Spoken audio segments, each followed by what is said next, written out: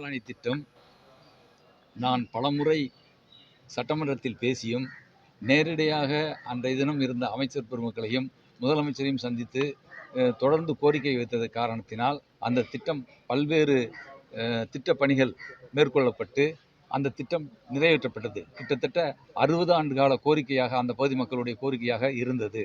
அந்த கோரிக்கையை இதற்கு முன்னால் இருந்தவர்கள் யாருமே நிறைவேற்றி தரவில்லை. ஆனால் நான் சட்டமன்ற உறுப்பினராக 2016 2021 வரை இருந்த காலகட்டத்திலே அந்த திட்டத்தை நிறைவேற்றினோம். அரசாங்க ஆணை, கவர்மெண்ட் ஜியோ அன்றைய தினம் போடப்பட்டு டெண்டரும் விடப்பட்டது.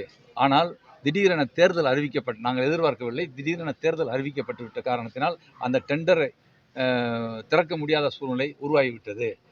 ஏற்கனவே அரசாங்க ஆணையெல்லாம் பிறப்பித்து முழு திட்ட மதிப்பீடும் கொடுக்கப்பட்டு வந்த அந்த திட்டம் 5 ஆண்டு காலமாக திமுக ஆட்சியினால் முடக்கப்பட்டு விட்டது.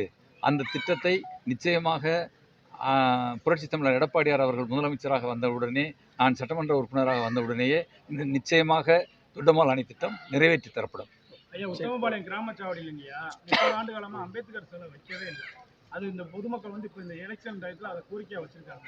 ஐயா வெற்றி பெற்று வந்து அதை திட்டத்தை நிறைவேற்றுங்களா? தேர்தல் முடிந்த பிறகு மக்களுடைய கோரிக்கை நிச்சயமாக பரிசீலித்து செய்து கொடுக்கப்படும். சரி.